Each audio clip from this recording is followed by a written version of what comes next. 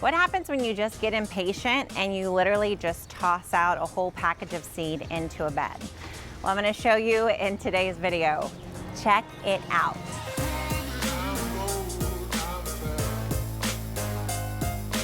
Hey there, I'm Nicole Burke, and earlier this month, or I guess a little bit over a month ago, I was waiting for these two beds to fill in my kitchen garden.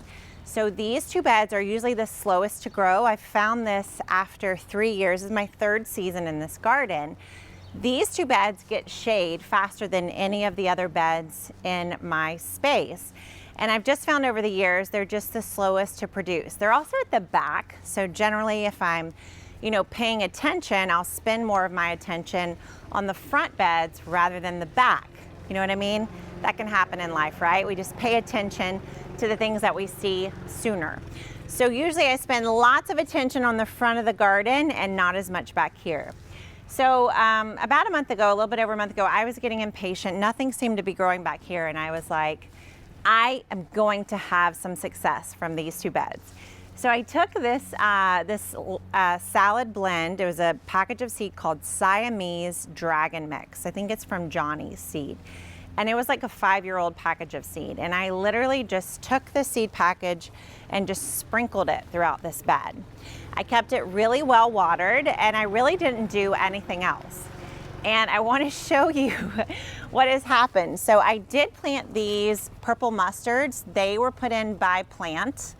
And I did transplant these kales, but look at all that is growing from that Siamese Dragon Mix. So it's pretty fun. So here we have some Mizuna. This is a mustard. We have loads of arugula. There's actually some little kales in here. This is like a red Russian kale. More arugula. I even see a little tatsoi here. So they have like tatsoi in this mix as well. This almost looks like a spinach. Maybe it's not, but this is mostly supposed to be somewhat of a mustard blend. So like Mizunas, arugulas, you can see the red mustards are in there as well. And then there's some more tatsoi. So these are mostly all from the Brassica family. So good for you. And they all have a little bit of a peppery taste to them. So within a month, I turned this very unproductive, slow growing bed into a super productive one. So what I want to do in this video is show you how to harvest from a bed like this. So I just have a little strainer that I use here, and I'm going to harvest a portion of this just to show you how you could harvest from all of it.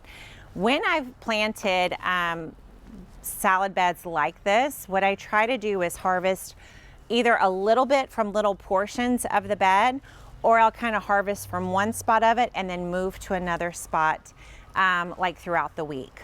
So what I'm going to do is focus on this back corner, and literally all I'm going to do is go down, kind of grab like a ponytail, and I'm going to almost like mow down this area. So I'm just kind of keeping at about the same height, and I'm cutting all along this height of the garden, kind of getting it all to the same. The goal would be to get it about all to the same level so that it'll grow back at about the same level too. So what I've found over the seasons of salad gardening is that you can do this a few times with these plants. So these plants are all Brassica plants. They all are what you call like a cut and come again, meaning you can cut them and then you can come back again and cut them again. So as you can see, once I've cut back those larger leaves, you end up having, you can see these smaller leaves, they're now gonna get more sunlight, more water, and more energy supply from the plants. So chances are within about a week, I'll be able to come back through here and harvest again. So crazy, right? So the wonderful thing that this does, one, is it gave great soil cover. So because I planted the seeds so thickly, I just kind of threw the seeds out here, there's really very little soil exposed. And when you have a situation like that, that means that you're not going to get a lot of dehydration, a lot of evaporation.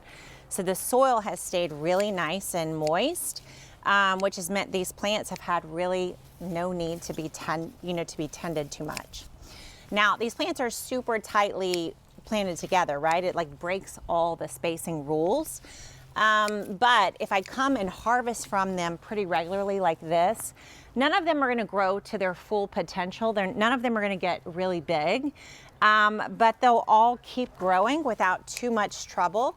And keeping them pruned back like this and harvesting from them also means you're gonna end up with not too much pest pressure because you're watching it, and you are keeping like airflow and light flow pretty open. So even though they're tightly, compactly planted, you're not having all this plant mass rubbing up against one another.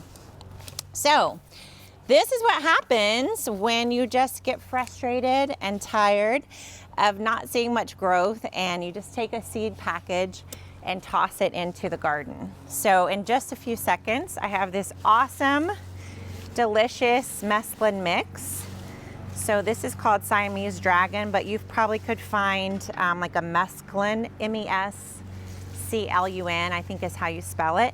You could get a mesclun mix, salad mix, toss it out in a bed, a raised bed of great soil blend, and in 30 days, you might get something like this. Now, these plants do prefer cooler seasons, so I'm growing this when the air temperatures are in the 70s, generally average 50 to 70. And probably as it got, I know when it starts to get warmer, these plants will be stressed a little bit, but I'm gonna enjoy it as much as I can, as long as I can. Now, my favorite dressing to toss on this kind of salad is a somewhat sweet dressing. It's a, what do you call it, where it's like equal mix. So it's equal parts extra virgin olive oil, Evo is what I was gonna say, equal parts Evo, apple cider vinegar, and honey with a pinch of salt. So just equal parts of all those things, a pinch of salt. You toss all this in that, it's so good. All right, so my friends, tell me if you got questions about tossing big, lots of seeds into a small space. This only works with things like lettuce greens, by the way, okay? So don't do this with like tomato seeds. Not the same thing. But if you're growing lettuce, arugula, greens, kales, this is a super fun, super easy way to grow your own greens, and I hope you will go for it. We've got so many resources all about growing salad, and I'll be sure to put those in the description of this video. Thanks for watching. I'll see you next time. Bye.